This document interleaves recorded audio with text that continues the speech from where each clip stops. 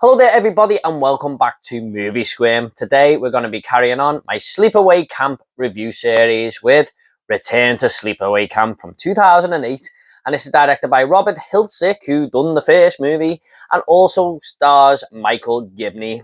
More on him for nearly the whole video. This tells the story of another summer camp where people are starting to be taken out one by one by a mysterious killer, and it is a direct sequel to the original film. There's also some fat kid who's being bullied.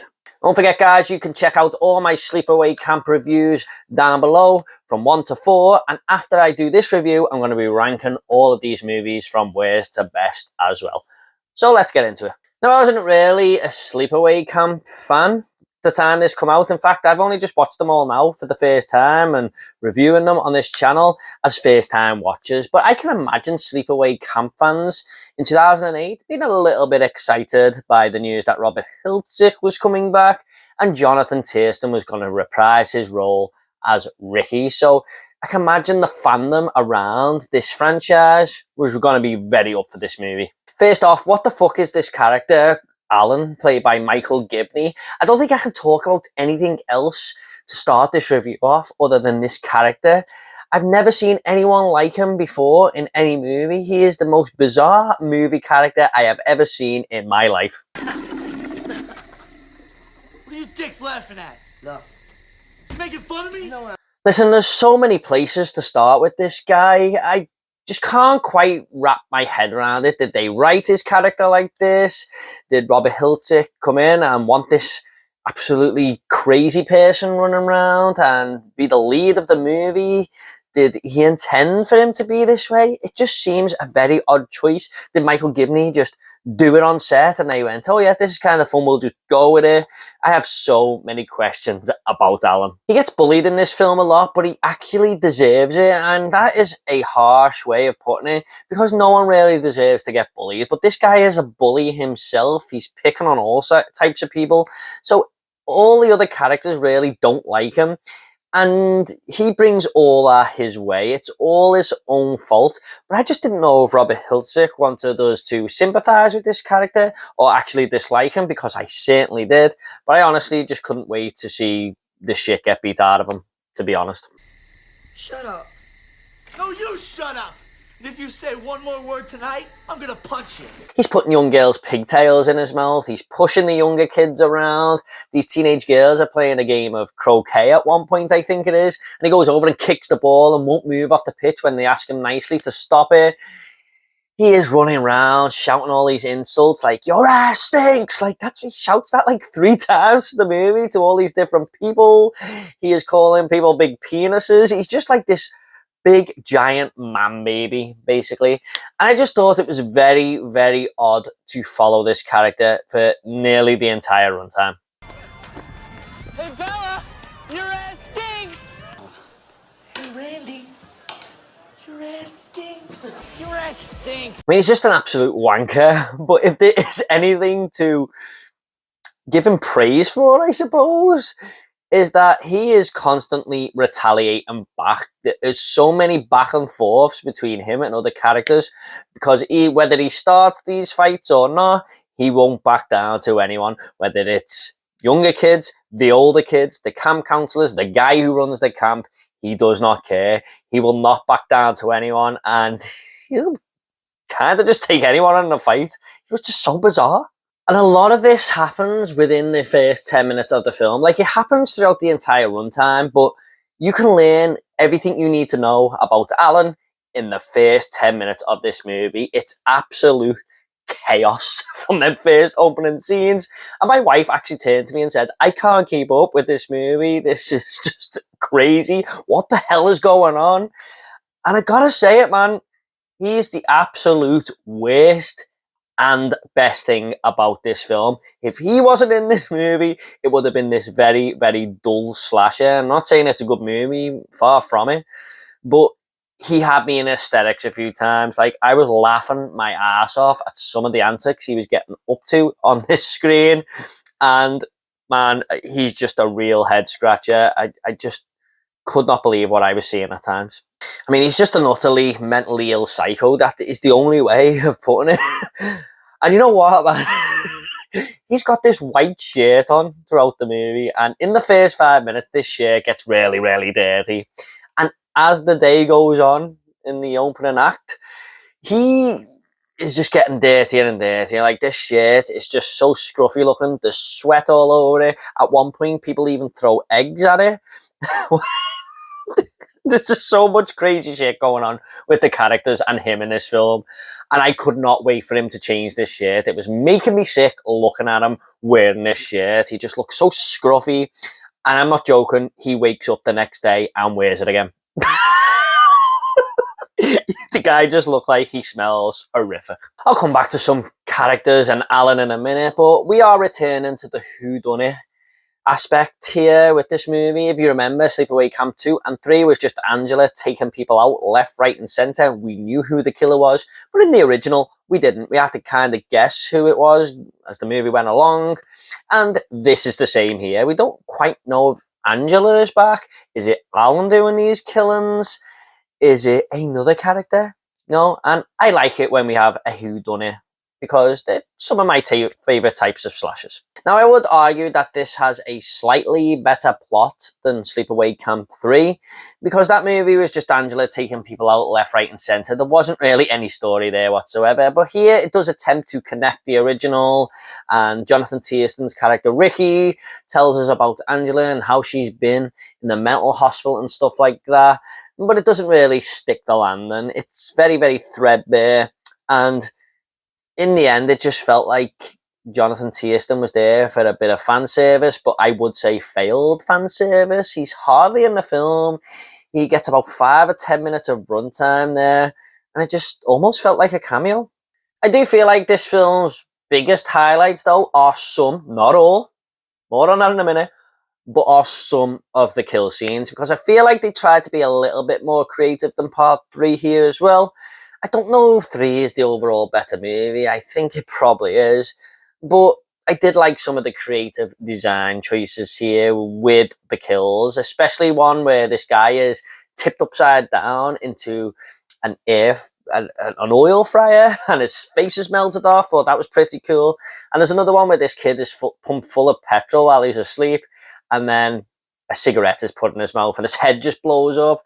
I thought they were kind of cool moments.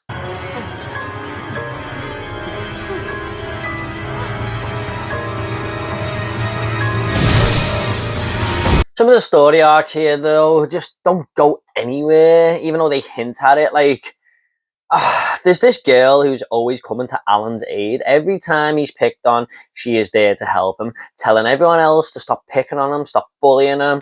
And I'm just like, why are you helping this guy? He's an absolute prick. And I just wasn't buying that. And you almost feel like she's got the hots for him because the movie is hinting at that, unbelievably. But it just doesn't go anywhere at all with these two characters. It's like they were trying to set something up and totally forgot about them. Also, what the fuck is up with Alan at the end? He's exactly where he is at the end of the movie from where he started. He is a whiny arsehole who's being bullied and is a bully himself. And at the end of the movie, he's a whiny arsehole who is being bullied and is a bully himself. There is absolutely no arc with Alan whatsoever, and when you've got him as the lead character, you want something there.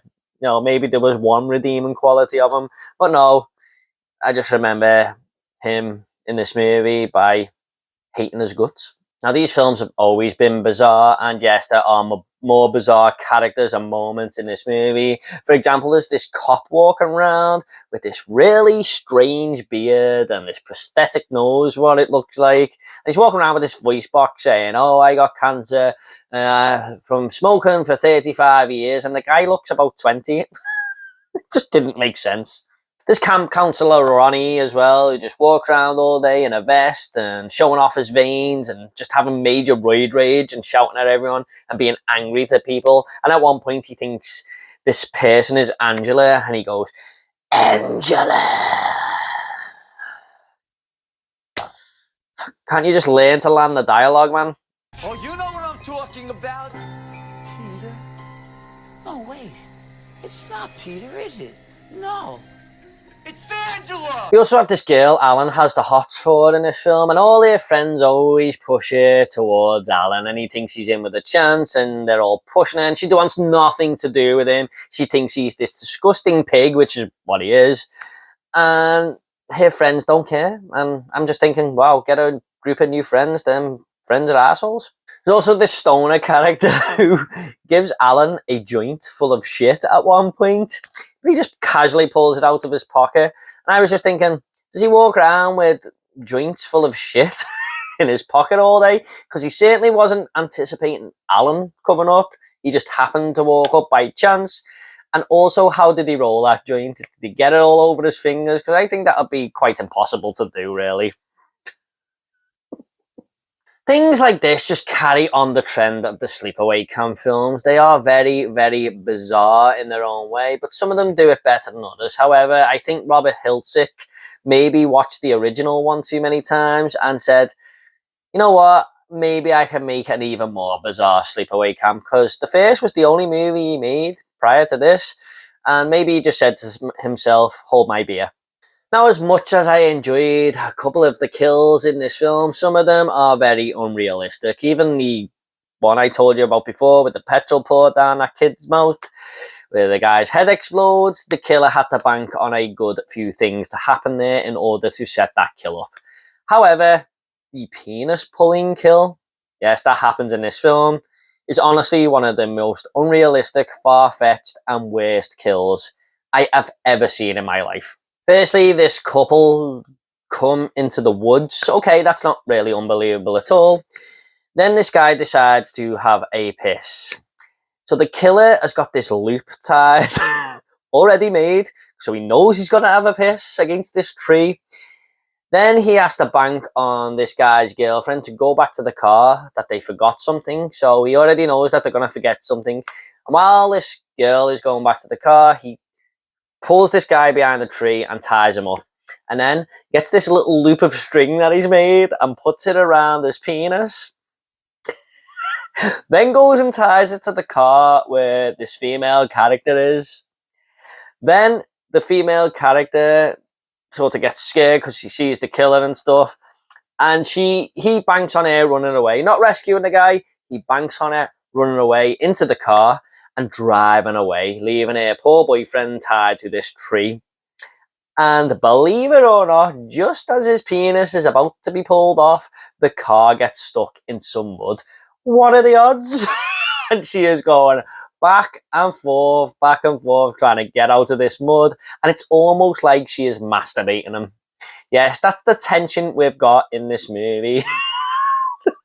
Until eventually she pulls the damn thing off. It kind of reminded me of that kill in Scream 3 where the house blows up. The killer is like a fortune teller. I could not believe what I was seeing. Also, there's a lot of moments where the sound just overpowers the dialogue. Like, Robert Hiltzik done this, if you remember, in the first Sleepaway Camp film, where they're on the speedboat at the start and you can just hear the speedboat. You can't hear what the characters are saying to another. And I know that's a common problem with everyone who's watched that movie.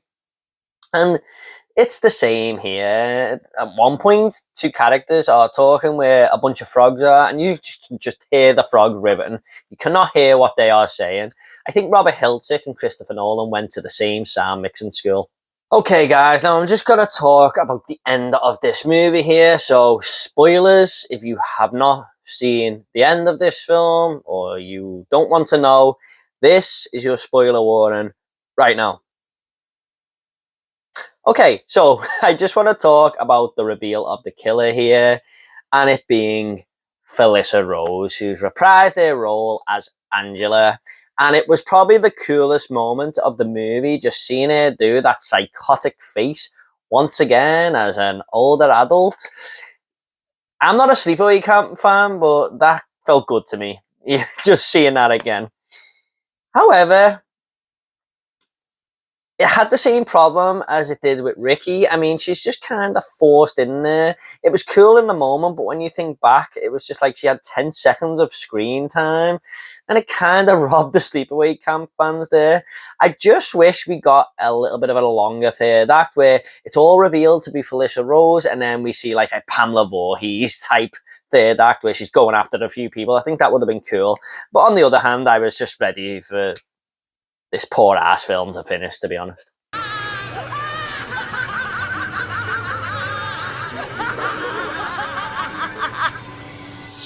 Me and my wife were watching this as well, and about 30 minutes in, we guessed who the killer was. Yes, believe it or not, it's that cop who couldn't be more disguised if he tried, with the prosthetic nose and the voice box. Yeah, that was Angela, so we guessed it, and that's never a good sign for a whodunit movie. I think it's interesting too, has a horror franchise ever had two whodunit movies within the franchise where the killer is the same person? I know she was the killer in parts 2 and 3, but we already knew that.